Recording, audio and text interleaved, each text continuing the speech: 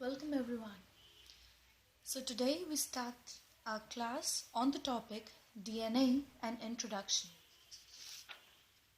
DNA, as we all know, stands for deoxyribonucleic acid. Deoxyribonucleic acid. So a DNA is a nucleic acid which consists of deoxyribose sugar. This deoxyribose sugar is a pentose sugar.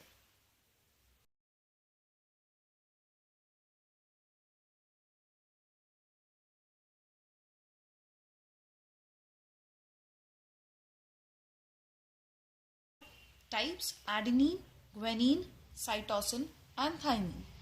Adenine, guanine, cytosine and thymine can be collectively grouped into two classes. First, purines and second, pyrimidine. The purines and pyrimidines follow the LS-LS principle. That is, long name, small structure, large structure, small name. The purines, this is a small name. It has a large structure. It consists of two rings. One ring is CN-CN-CC and the other is CN-CN-C. This is the skeletal structure of purines.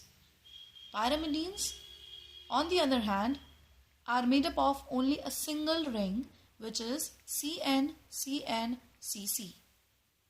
CN-CN-CC.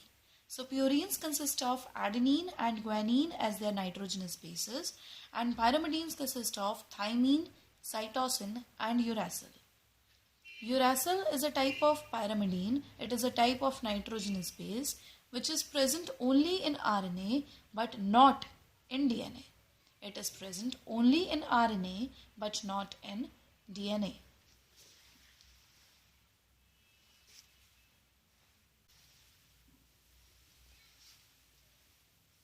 The nitrogenous base binds to a pentose sugar via an N-glycosidic bond to form what is known as nucleoside.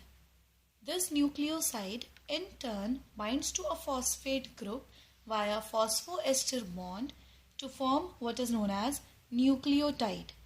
This is how a nucleoside looks like.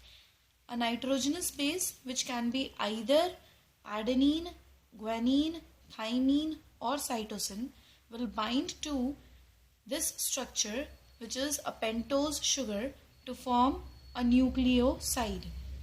This nucleoside will then bind to a phosphate group to form a nucleotide. Now, DNA has to form a double helical structure.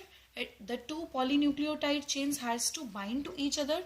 For that, a polynucleotide chain has to be formed.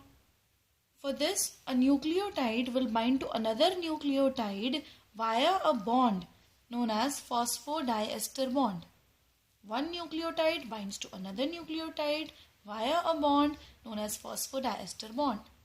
N number of nucleotides will bind to each other via this bond to form one polynucleotide chain. N number of nucleotides bind to each other via phosphodiester bond to form one polynucleotide chain. Other n number of nucleotides will bind to each other to form second polynucleotide chain. Now the polynucleotide chains are bound to each other. This binding occurs between the nitrogenous bases. The nitrogenous base present in one polynucleotide chain binds to another nitrogenous base in other polynucleotide chain by hydrogen bonds. So the bond between two types of nitrogenous bases is hydrogen bond. And always adenine pairs with thymine, guanine pairs with cytosine. Adenine pairs with thymine by double hydrogen bond. Guanine pairs with cytosine by triple hydrogen bond. And now you all can observe that always a purine pairs with pyrimidine, pyrimidine pairs with purine, but never a purine or pyrimidine will pair with each other.